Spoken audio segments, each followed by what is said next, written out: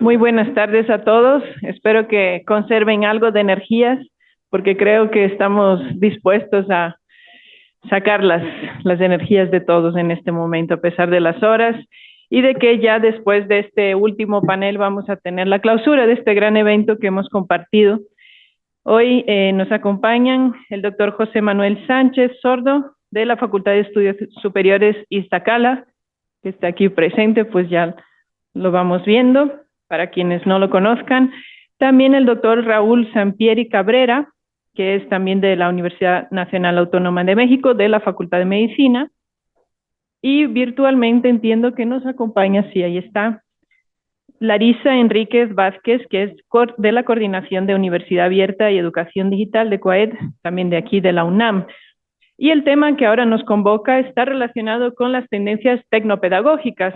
Yo creo que, bueno, ha habido espacios en este foro donde se ha hablado de este tema, pero yo tengo la esperanza de que lo que vamos a tener aquí es algo muy vital, ¿no? Muy vivo, muy real de lo que son las experiencias de este equipo de docentes muy especializados, investigadores también expertos en educación a distancia y que nos pueden ilustrar y posiblemente también espero, confío, inspirar a que sigamos apostando por esas tendencias que vamos a ir mencionando. Entonces, en el bloque de hoy vamos a tener dos preguntas diferenciadas para cada uno de los ponentes, las iré haciendo en el orden que tengo aquí, pero si logramos dinamizarlo más, vamos viendo cómo nos va, según cómo nos entendamos aquí entre los participantes, para intentar hacer que saquemos el máximo jugo a esa experiencia.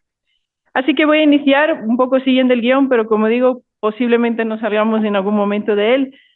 Y esta primera pregunta va a José Manuel Sánchez y la pregunta es, desde su experiencia en la educación superior, ¿cómo visualiza el papel de las tendencias tecnopedagógicas? Y aquí se ponen algunos ejemplos como la realidad aumentada, la inteligencia artificial, en la transformación de los modelos de enseñanza y aprendizaje en la educación a distancia. Aquí hablamos de que esas tendencias pueden cambiar como tal los mismos modelos, la forma como se enseña, la forma como se aprende.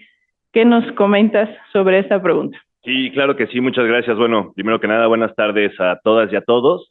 Y pues bueno, intentando como responder o abordar esa pregunta que me parece que es muy compleja y muy completa, porque en efecto la tecnología pues ha modificado de manera significativa todos los procesos de enseñanza y aprendizaje.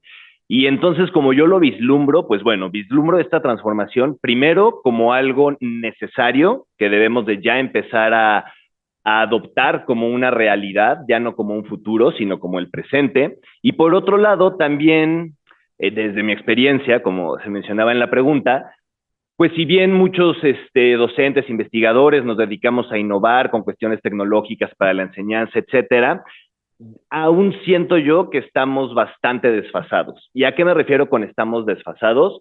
Con que el sistema educativo no ha podido todavía adaptar las tecnologías nuevas, pero no desde un punto de infraestructura ni desde un punto de políticas o de políticas administrativas, sino incluso desde el núcleo de lo educativo, que son las teorías del aprendizaje.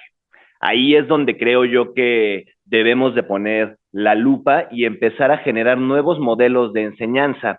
Como ejemplo, puedo decir que desde los años 80, 90 se empezó a aplicar en las escuelas y en las universidades también, pues el modelo de enseñanza basado en el constructivismo social, que es una teoría del desarrollo psicológico, pues maravillosa y ampliamente fundamentada, muy interesante, pero que hoy en día cabría hacer una reflexión sobre qué tan válidos siguen siendo sus preceptos teóricos y metodológicos para abordar la educación con las tecnologías de hoy, que justamente ya no se sustentan en la interacción social.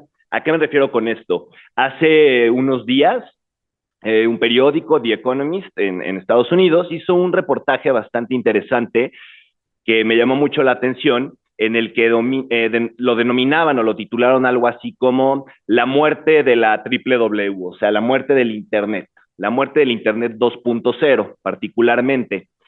¿Y qué decían? Pues bueno, primero, como a nivel de paréntesis, la web 2.0 es como esta conceptualización que tenemos del Internet social, el Internet que conocíamos hasta hace 5 años, redes sociales, foros, es decir, interactúas con otros usuarios humanos. Y entonces este artículo de The Economist lo que nos dice es, la inteligencia artificial está matando al Internet. Y sí, totalmente. Entonces ahí es cuando yo me planteo, ¿cómo es que en la educación seguimos basándonos en modelos constructivistas sociales, en espacios cerrados, aulas virtuales que han sido programadas, por ejemplo, Moodle, que es uno de los principales sistemas de gestores del aprendizaje utilizados en todo el mundo? Si ustedes se meten a la página de Moodle, a la página oficial, y se van a la documentación, viene una sección que dice modelo pedagógico, y ellos dicen textualmente, Moodle ha sido diseñado y programado con base en los fundamentos del constructivismo social. ¿Y qué pasa hoy en el 2025? Ya nosotros interactuamos directo con máquinas, uno a uno, yo con la máquina interactuando, yo aprendiendo de la máquina.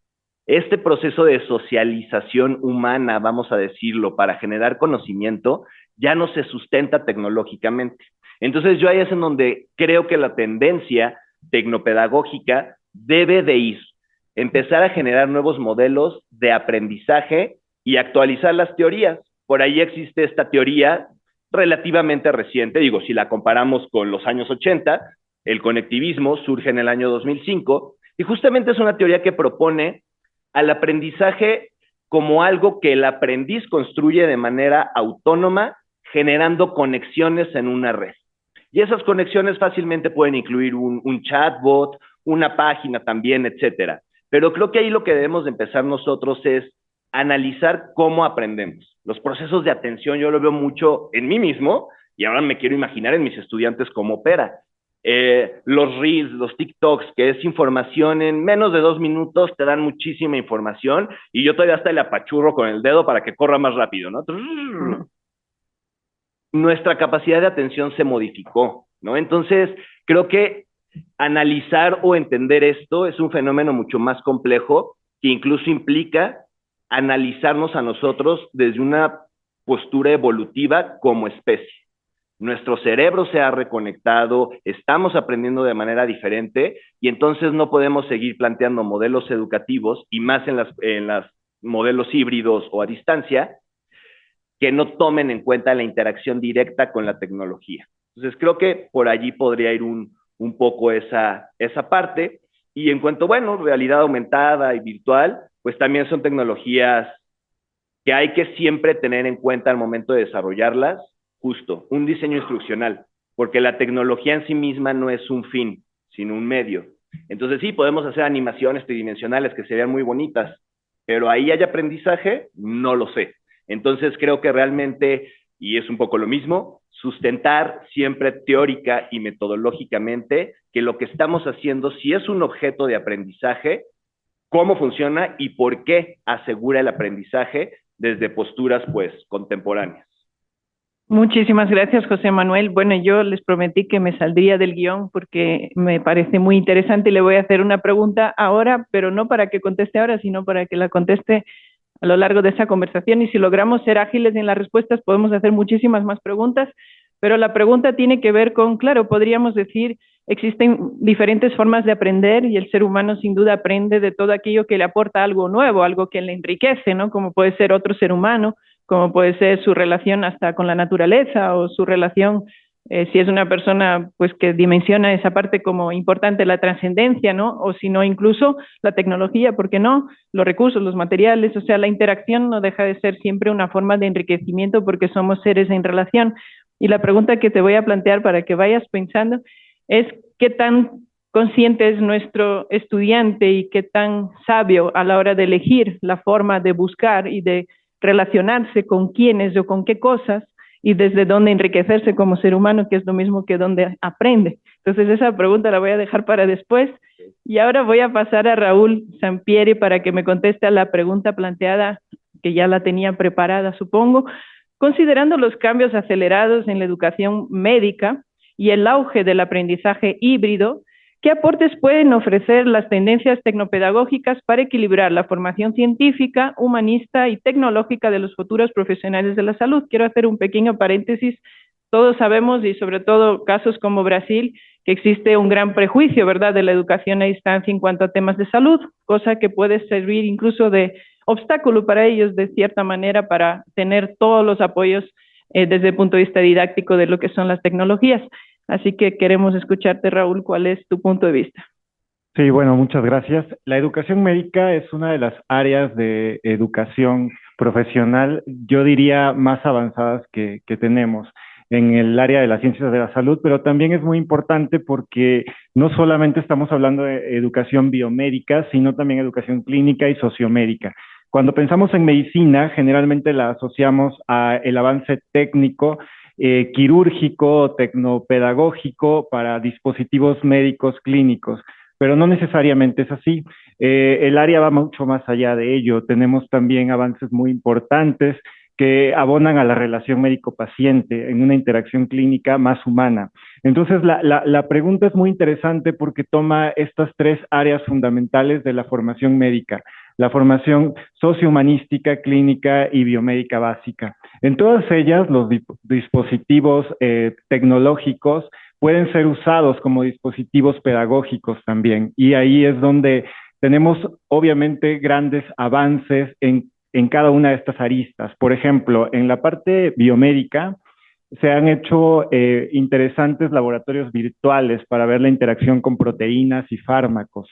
Entonces se ha avanzado mucho en el uso de animales de manera más responsable para que el estudiante pueda modelar las interacciones farmacológicas.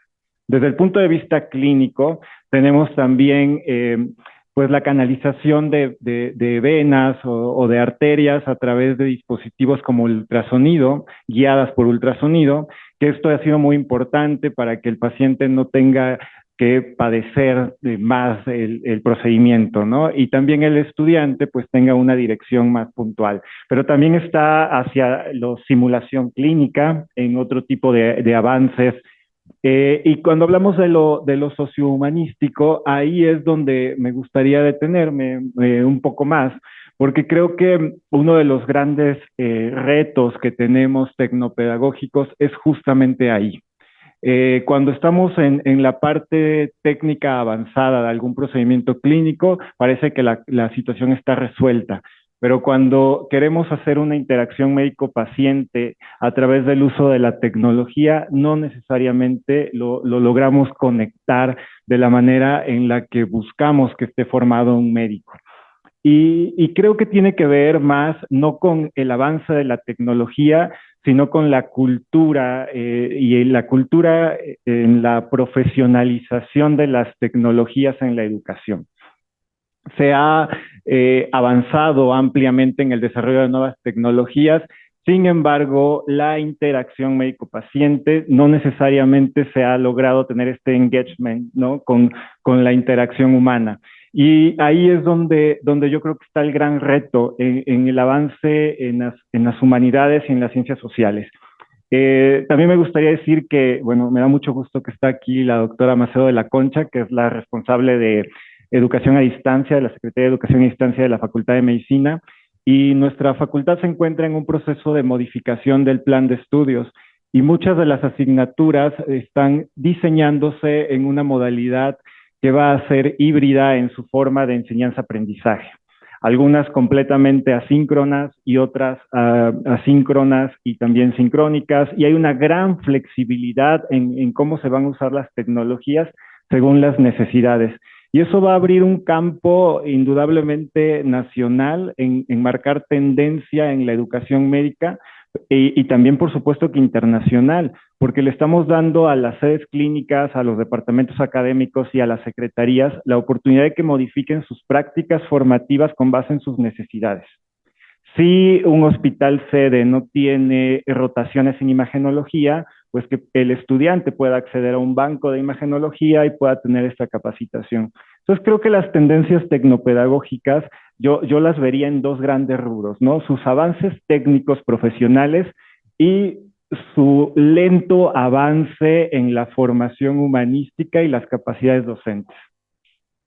Muchísimas gracias, Raúl. Y bueno, esto me hace recordar también un hecho que creo que comprobamos todas las universidades, y es que nuestros estudiantes del campo de la salud tienden a ser más, digamos, afectados por problemas de salud mental, por ejemplo, ¿no? Y es una situación crítica, yo creo que lo he comprobado en diversas universidades, y cuando llegan justamente a esa etapa donde de manera intensiva tienen que interactuar con seres humanos o con pacientes, en este caso, colapsan en muchos casos, ¿no?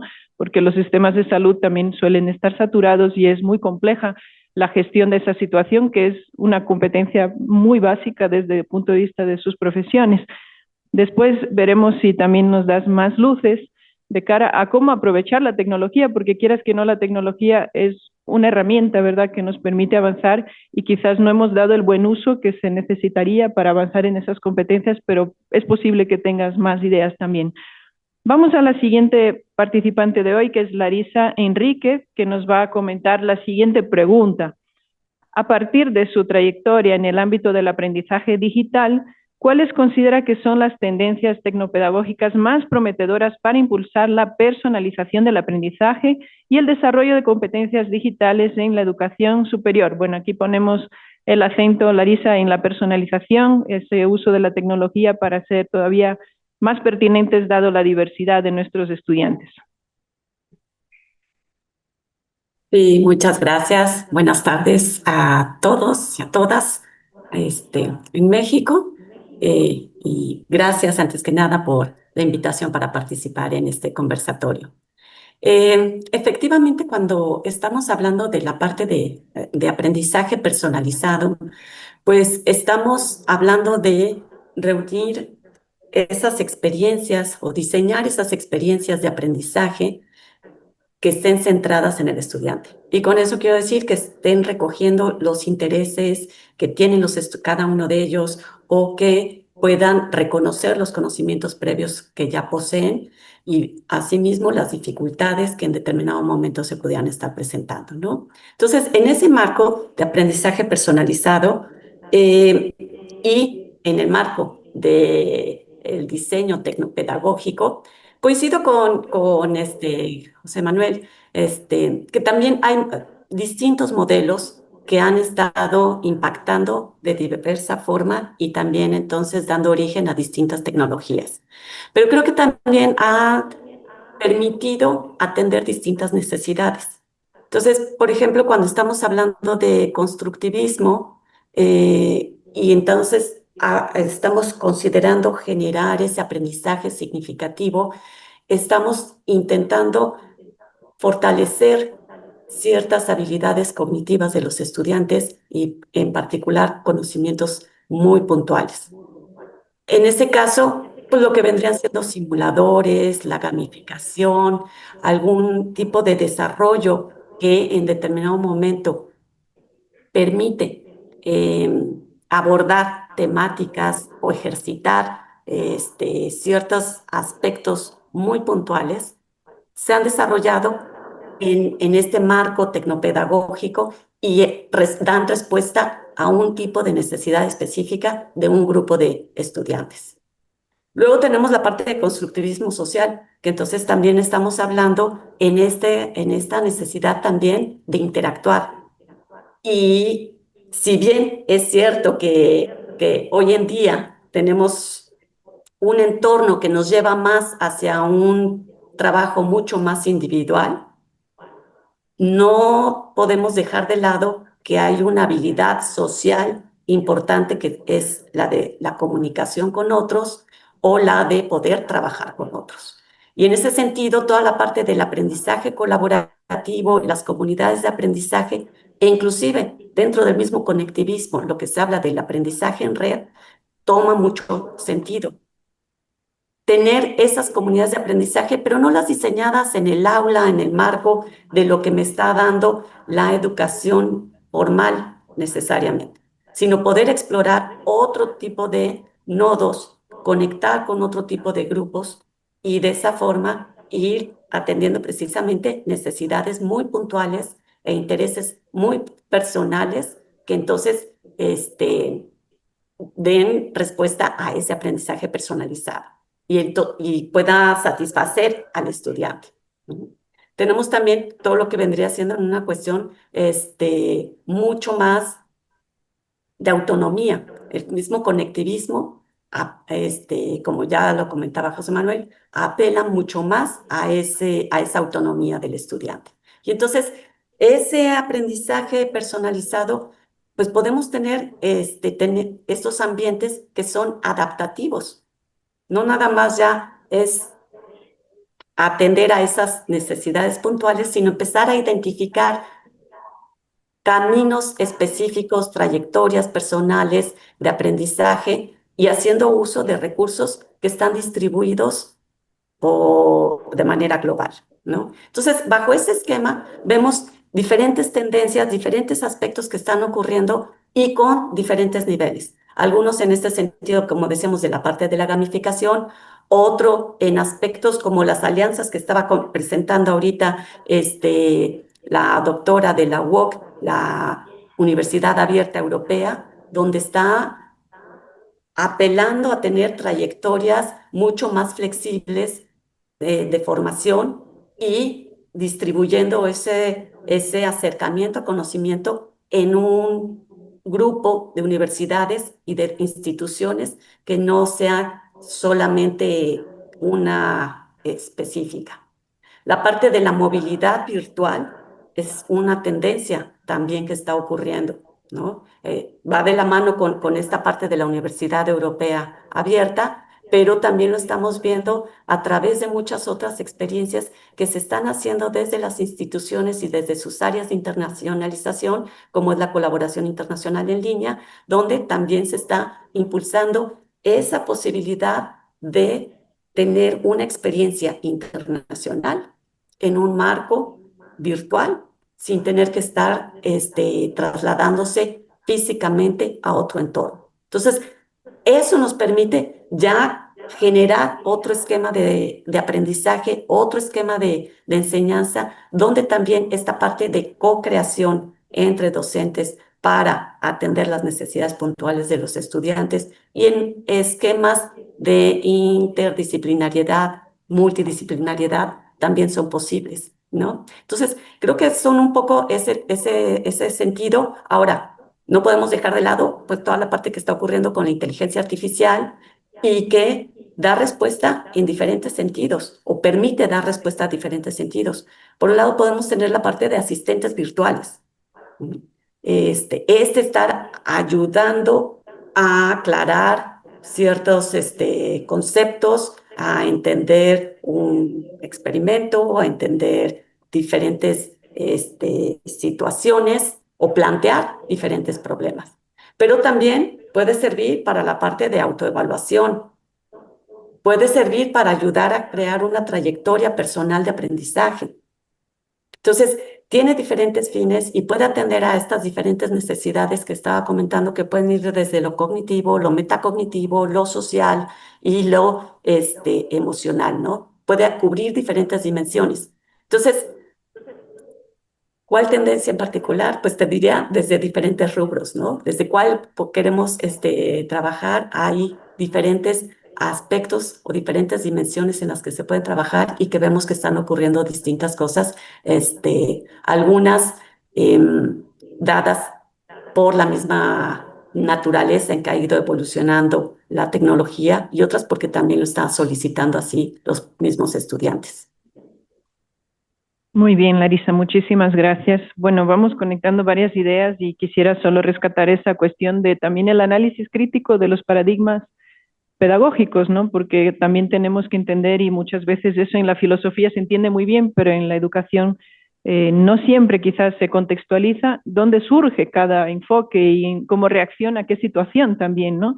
Y así van creándose, digamos, diferentes espectros de la realidad, pero nosotros como académicos deberíamos saber abordar esa realidad de una manera múltiple, ¿no? Yo creo que aquí está ese reto tan grande que tenemos de darle sentido a la educación en ese momento que estamos viviendo tan complejo. Y bueno, voy a atar esa cuestión con la pregunta que le había planteado así de modo improvisado a José Manuel, pero que no está tan lejos de la otra pregunta que él tenía en su guión, ¿no? Que voy a decir la pregunta y luego la voy a atar a la anterior. La pregunta dice así: ¿cuáles considera que son los principales desafíos éticos y pedagógicos que deben abordarse para garantizar la incorporación de tecnologías emergentes en la educación? Respondiendo a criterios de calidad, equidad, pertinencia. Bueno, son muchísimas categorías en esas preguntas. Yo quisiera ponerle ese acento en la parte ética en cuanto a que la ética se puede entender no solo como hacer las cosas bien o hacerlas de manera aceptable socialmente, ¿no? Sino la ética como dar sentido, ¿no? La ética, el telos, digamos, hacia dónde queremos ir y que pueda tener sentido esa forma de educación que estamos empleando con uso, por supuesto, de tecnologías, pero sin olvidar ese componente humano. Y la pregunta anterior era, ¿qué tan perdido está nuestro estudiante para construir su propia educación? Sí, claro, gracias. Pues bueno, son como igual, ¿no? Varios puntos, o sea, realmente todos esos son como temas muy complejos, ¿no? No difíciles, sino complejos, en tanto que involucran múltiples aristas, pero bueno, yo en lo principal, pues sí me centro mucho como en el fenómeno del aprendizaje. Y en este sentido, o bueno, acotándolo un poco hacia la parte ética, hace no mucho estaba leyendo justamente un documento que lanzó UNESCO en abril del 2025 sobre los usos éticos y responsables de la inteligencia artificial generativa, particularmente en educación. Y bueno, ya justo, nombraban o enlistaban muchísimos principios, equidad, igualdad, acceso, todo esto que ya conocemos. Eh, pero lo que me llama la atención y en esencia es que nos decían, la inteligencia artificial, pero creo que aplica para cualquier otra tecnología emergente, la inteligencia artificial, entre paréntesis, tecnologías, deben de estar al servicio del ser humano y no reemplazarlo, lo cual a su vez pues me hizo asociarlo como con las leyes de la robótica de Isaac Asimov, que si bien eran de ciencia ficción, pues tienen mucha relevancia en este contexto, ¿no? Es decir, una máquina, un robot nunca deberá o nunca podrá hacerle daño a un ser humano. Siempre deberán de estar al servicio de los seres humanos. Entonces yo creo que eso es como lo que debemos de tener en cuenta en lo educativo. ¿Y a qué me refiero? En cuestión, por ejemplo, de respetar los derechos humanos y la dignidad de los humanos, pues implica el que no vamos a ser reemplazados por máquinas.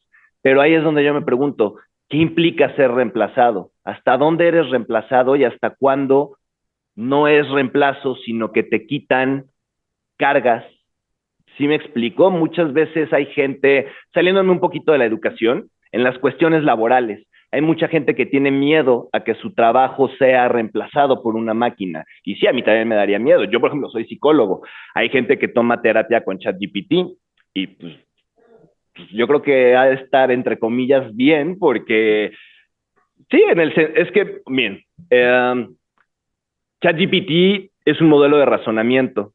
Muchas veces lo que buscas en el psicólogo es eso, que te ayuda a encontrar el germen irracional de tus pensamientos para adaptarlos por unos más racionales. Si partimos de que la inteligencia artificial es inteligencia artificial pura, sin sesgos, entre comillas, afectivos, emocionales, etcétera, pues entonces como psicólogo desde una perspectiva cognitiva puede hacer un buen trabajo si nos centramos en el uso de la razón, del razonamiento. Ya cuestiones afectivas, sociales, ya no tanto, ¿verdad? Pero bueno, a lo que voy es, no reemplazar a los humanos, pero ¿hasta qué punto? Si bien puede reemplazar algunas profesiones, también habría que reflexionar sobre la sociedad y qué tan desfasadas estaban ya esas profesiones. Y es algo que yo siempre les digo a mis colegas psicólogos y a mis estudiantes. Si la psicología no se mete a la tecnología, si no se actualiza en su campo teórico, en su cuerpo teórico, en sus metodologías, en sus intervenciones, como disciplina, puede llegar a desaparecer. Y bueno, ya es todo un tema, ¿no? Pero creo que aplica para muchas otras disciplinas. ¿Ya qué voy con esto? Tiene que ver como con la pregunta de la ética. Eh, Justamente creo yo que también utilizar la tecnología de manera ética implica actualizar nuestros campos teóricos y metodológicos. Si bien sí hay necesidades específicas para determinados grupos de estudiantes, no por eso vamos a seguir operando como se hacía en los años 80, 90, en el 2025, porque eso justamente implica un desfase tecnológico donde la UNESCO nos dice en estas prácticas éticas que la inteligencia artificial y las tecnologías deben de disminuir brechas, no ampliarlas. Entonces yo ahí pongo un poco la pregunta, si seguimos estudiando o formando a los estudiantes universitarios o de distintos niveles educativos como se les formaba hace 40 años, aunque sea de manera digital, pero con la misma lógica del aprendizaje de hace 40 años, a mi entender, eso es un desfase. Y ese desfase podría ser no ético. ¿Por qué? Porque va a llegar una universidad donde a lo mejor los estudiantes tienen otras características socioeconómicas, pueden acceder a otros entornos tecnológicos, a otras oportunidades, no de los años 80, sino del 2025 o casi del futuro, y va a haber una brecha digital, educativa, etcétera, etcétera, que se va a traducir en pobreza. Entonces, yo que sí es lo que considero también ético, no solo es una cuestión de uso de tecnología, sino sí de generar teorías y modelos educativos que correspondan a la realidad social. No podemos negar la realidad social diagonal tecnológica y su impacto en lo educativo. O sea, no es al revés. La educación no va a generar a la sociedad.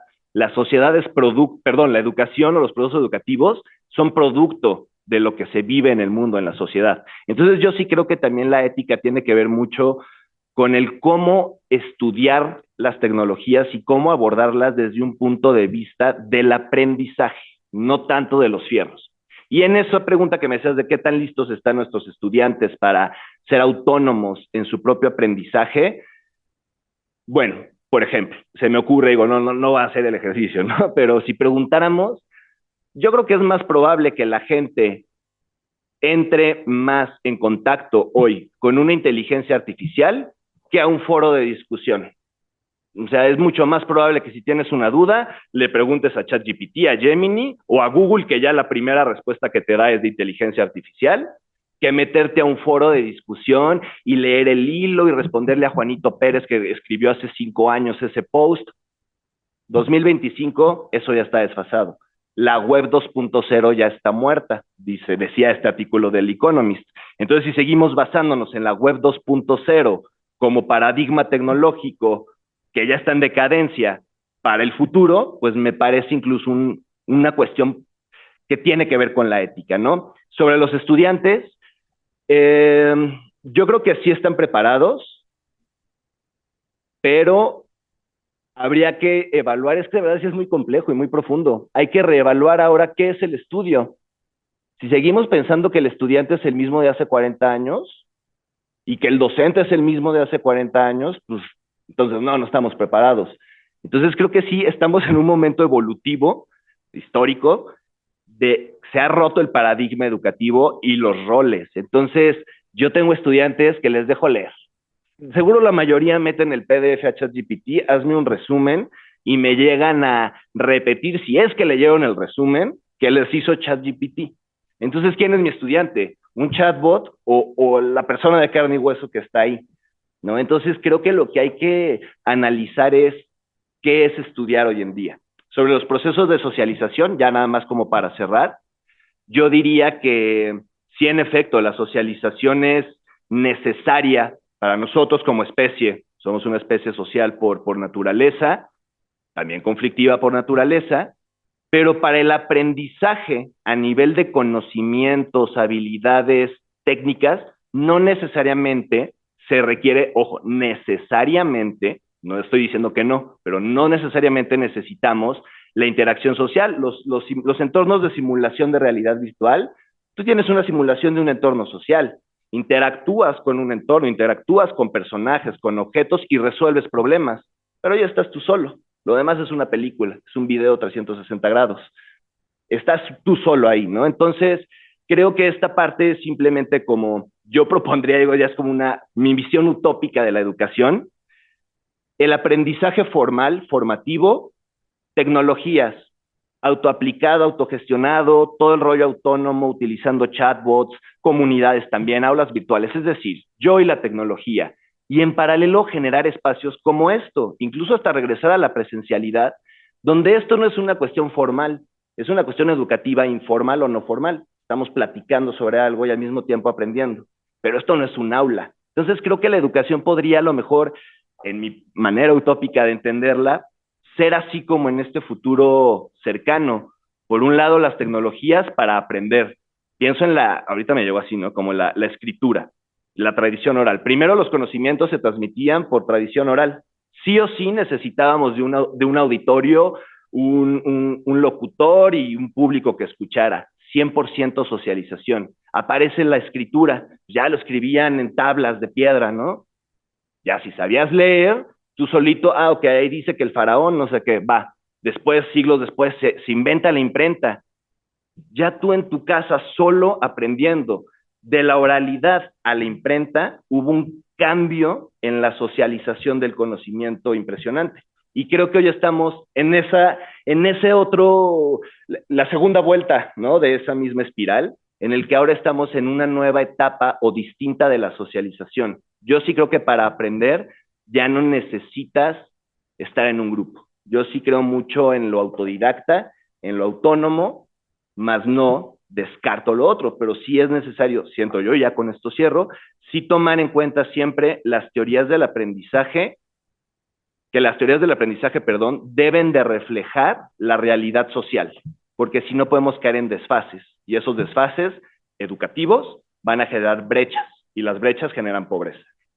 Muchísimas gracias, José Manuel. Bueno, has tocado muchos temas y nos daría ganas de hablar profundamente de todos, pero yo sí te quiero comentar algo que creo que estaríamos muchos de acuerdo, y es que quizás el ChatGPT, digamos, podría llegar a ser un buen psicólogo en el sentido que tú mencionas, ¿no? Como racional, pero sustituiría en todo caso a los psicólogos más mediocres, ¿no? Porque realmente y lamentablemente los hay, ¿no? Igual que hay maestros mediocres o ingenieros mediocres o cualquier otra profesión. Y realmente yo solo quería apuntar que posiblemente todo eso nos está llevando a un reto también humano, me refiero, es decir, que lo humano tiene que evolucionar.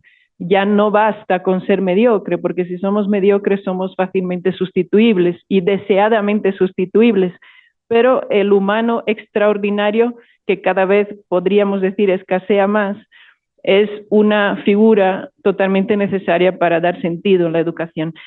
Y en esa línea voy a pasar de nuevo a Raúl para que nos comente desde su experiencia y atando un poco también a la pregunta que le había soltado, ¿no? ¿Cómo pueden las instituciones aprovechar la tecnología educativa para promover experiencias de aprendizaje más humanas o humanizadas, más colaborativas, más sostenibles, en este caso, entornos virtuales? Pero bueno, si quieres mencionar algo del entorno presencial, tampoco está prohibido. Sí, muchas gracias. ¿Cómo usar la tecnología? Creo que de alguna manera siempre ha estado en la mesa y creo que la tecnificación de las aulas, que lo hemos visto en múltiples ejemplos, no necesariamente soluciona el problema de cómo usar la tecnología. A veces lo que hace es elevar los costos y complicar el proceso de enseñanza-aprendizaje.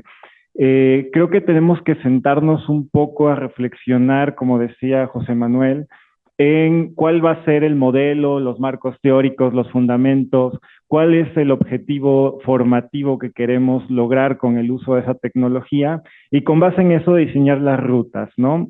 Yo he visto en mi experiencia, como bien dice la pregunta, aulas completamente tecnificadas, subutilizadas. No necesariamente esa es la solución para hacer una formación más humana. Si lo vemos desde el punto de vista de la educación a distancia, creo que los espacios y las interacciones sincrónicas son muy poderosas en el aprendizaje híbrido, por ejemplo. Sí es cierto que hay un componente formativo que es muy interesante cuando el estudiante adquiere esta madurez y este interés por su propia autogestión del aprendizaje, en donde una lectura, en donde un foro, en donde un aula virtual muy bien diseñada los lleve de la mano y construyan un entorno de aprendizaje muy propicio. Pero hay otras situaciones en donde sí se requiere conocer diferentes perspectivas, puntos de vista, poner sobre la mesa, ¿no? Cuáles son las problemáticas, las aristas y las dimensiones que están en ese problema. Y en el área de la salud, por ejemplo, tenemos temas muy interesantes como el dolor, que no se explica únicamente por los mecanismos fisiológicos, ¿no? La explicación de la percepción del dolor es muy subjetiva y es muy importante entender al otro en su subjetividad. Y para ello, pues no es solamente reducible a leer un libro, ¿no? A conocer las vías que están participando en la nocicepción del dolor, sino entender el padecimiento. Y eso pues nos lleva a un trato más humano, a un trato obviamente más contextualizado. Eso lo podemos reproducir también en múltiples esferas de la salud mental. El poder entender cuáles son el papel que tiene en la medicina la farmacoterapia y también la terapia psicológica en el manejo del paciente es sumamente importante. Y para ello sí se requieren foros, sí se requieren lugares de interacción social y se requiere sensibilizar al estudiante y eso no es fácil en los medios digitales. Eh, por supuesto que se puede hacer un acercamiento y se pueden incorporar otro tipo de estrategias de enseñanza-aprendizaje, no sé, alguna película, una discusión, un foro de debate, etcétera, pero la interacción social en este tipo de casos muy particulares, yo diría que tendría que ser híbrida. Entonces, ¿cómo podemos utilizar la tecnología con una formación más humana? Pues creo que va a depender mucho del problema que queramos comunicar y que el problema que queramos atender y sobre todo cuáles van a ser las estrategias teóricas que vamos a utilizar. Los planes y programas de estudio, si bien es cierto, tienen un modelo educativo, creo que tendríamos que hacer más amplio este apartado que tienen todos los programas de estudio, que son los mecanismos de flexibilidad. Ahí deberíamos de ser muy abiertos y tendríamos que cimentar en el diseño múltiples realidades. Y yo abonaría con estas estrategias de diseño de escenarios, ¿no? Poner los múltiples escenarios que se puedan presentar en los próximos 25 años y verlos cuando estemos haciendo el diseño instruccional, el diseño de un plan y programa de estudio. Porque ciertamente, como bien dicen los colegas, esto ya está sobre la mesa y no podemos decir que no va a suceder algo en los próximos años con el uso de la IA en la educación. Ya lo estamos viendo. Eh, yo no, retomando tu pregunta que le hacías a José Manuel, yo no pensaría si los estudiantes están preparados. Más bien, ¿estamos nosotros, las instituciones, los profesores preparados para esto? No lo sé. Creo que no necesariamente lo estamos, le tenemos un miedo gigante a algunos de ellos, porque es un reto muy interesante. O sea, tú estás dando clase y el estudiante inmediatamente puede tener múltiples perspectivas digital, ¿no? De lo que tú acabas de decir. Y entonces hay que aprovechar eso quizá para cambiar el formato ahora a un debate y no dictar una conferencia, no dictar una clase necesariamente así, ¿no? Entonces es un reto porque nos lleva a un punto de incomodidad intelectual. Si yo no estoy viendo otro punto de vista porque estoy cimentado en un modelo, en una teoría, y mi área es la fisiología. Hay 7 teorías del control motor y los libros habitualmente tienen una o dos. Si el estudiante, cuando yo estoy dictando ese tema, se va con las 6 y yo no la conozco, pues está muy padre, ¿no? Que lo pueda compartir, creo que enriquecería el modelo de enseñanza-aprendizaje. Muchísimas gracias, Raúl. Por si acaso la pregunta la enfocaba al estudiante porque estoy segura de la respuesta inversa y es que no estamos preparados. Sin embargo, el hecho de que nosotros tengamos que dar respuesta a sus necesidades nos compromete también, ¿no? Es decir, no podemos decir el estudiante ya lo sabe todo, el estudiante tiene claridad sobre su futuro, a dónde quiere llegar, porque en ese rol todavía estamos nosotros, ¿no? Y por eso mismo tenemos mucho, mucho por hacer y por pensar. Y yo creo que ese trabajo que ustedes señalan también de trabajar de la mano con el estudiante, ¿verdad? O sea, entenderle mejor incluso sus necesidades y sus capacidades sería una gran ayuda. Voy a pasar entonces a Larisa con la última pregunta para ceñirnos al tiempo. En su opinión, ¿de qué manera las instituciones pueden consolidar una cultura de innovación educativa que trascienda la adopción tecnológica y promueva verdaderas transformaciones pedagógicas en los entornos virtuales de aprendizaje? Larisa. Y gracias. Pues creo que efectivamente ahí tenemos mucho trabajo por hacer. Creo que tenemos que hacer una reflexión autocrítica precisamente del papel que como docentes tenemos de qué tipo de universidad queremos, qué tipo de aula queremos, ¿no? Si es que es aula, como decía José Manuel. Justamente ahorita estoy participando en un proyecto de investigación que es un ejercicio prospectivo de esta transformación del aula, ¿no? Porque esto ha cambiado y hay momentos de un ejercicio introspectivo,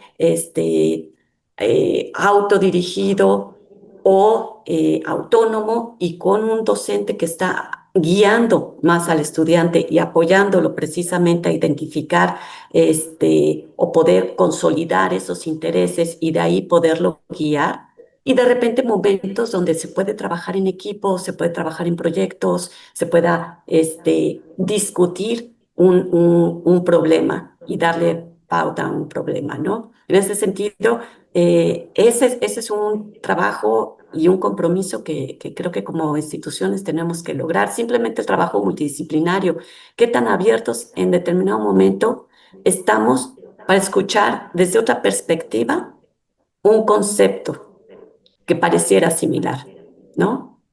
Y no me voy lejos, o sea, de repente, desde el punto de vista de la psicología, hablar del aprendizaje autónomo, a lo mejor se traduce más hacia la autorregulación, desde la parte de la educación se habla en otro sentido y la autorregulación forma parte del aprendizaje autónomo y no nos escuchamos y no estamos incluyendo otras voces que ayuden a tener esa visión un poco más amplia, más compleja de los conceptos mismos con los que estamos trabajando. Y nos vamos encerrando en nuestras disciplinas y en nuestras áreas de conocimiento. Entonces, creo que tenemos que abrirnos en ese sentido. Efectivamente, creo en el aprendizaje autónomo. Creo que hoy en día, más que nunca, con todo el entorno que tenemos, con todos los recursos, con todas las redes existentes, tenemos que propiciar habilidades para aprendizaje autónomo. Y ahí sí, como se le preguntaba a José Manuel, que si creía que los estudiantes estaban listos, creo que no, pero tampoco como docentes estamos listos para promover esa autonomía en los estudiantes. No hacemos ese ejercicio de la libertad. No damos ese espacio para que en determinado momento puedan tomar responsabilidades los estudiantes con respecto a un problema por resolver, un proyecto por el cual trabajar, una manera como quieren ser evaluados, poderlo discutir en clase o poder sumar otras voces, nuevamente, como decía, que no necesariamente sean de la disciplina y traer otras voces de otras áreas, de otros espacios, ni siquiera puede ser que ni siquiera sean de la academia. ¿Dónde estamos abiertos a ir ampliando esos horizontes, no? Entonces, ¿qué hay que hacer? Pues hay que hacer mucho trabajo en ese sentido. Creo que hay que hacer, abrirnos y atrevernos a explorar esos modelos, esas nuevas formas de interactuar, esa forma de socializar. O sea, sí es importante esa socialización y ese diálogo efectivamente muchas veces va a ser con una máquina. Pero entonces, ¿cómo llevamos un diálogo argumentado, donde haya preguntas interesantes, donde se busquen razones, se busquen evidencias, se busque objetividad, donde no al primer momento en que me responde algo que no quise escuchar, me volteo y mejor busco otro que sí diga lo mismo que yo quiero escuchar? Porque entonces no estamos promoviendo ni la autocrítica, ni la reflexión, ni el pensamiento crítico.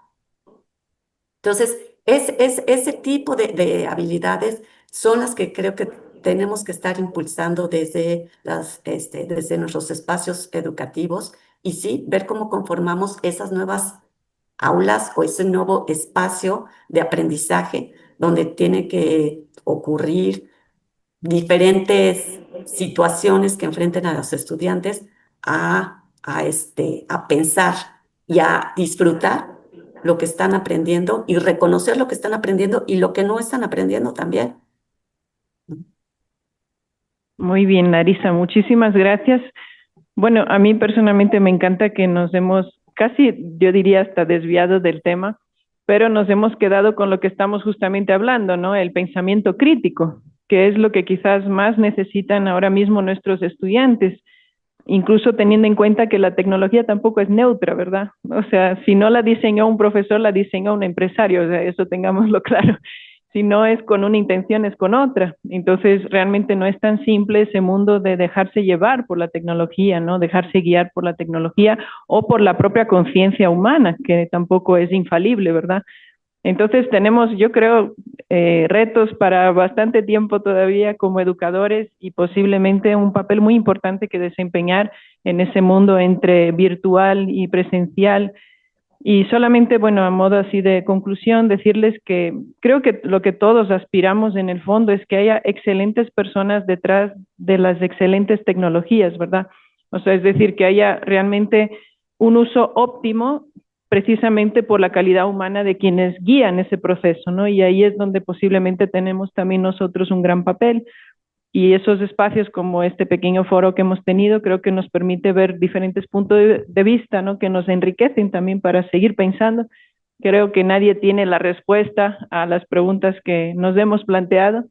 Y bueno, para mí ha sido un gusto compartir con ustedes, que son seguro grandes maestros ahí donde están y grandes buscadores de la mejor forma de educar. Así que les agradezco muchísimo, Larisa, Raúl, José Manuel y todos los que nos han escuchado para que vayamos concluyendo y podamos tener la sesión de clausura en pocos minutos. Muchísimas gracias a todos. Gracias.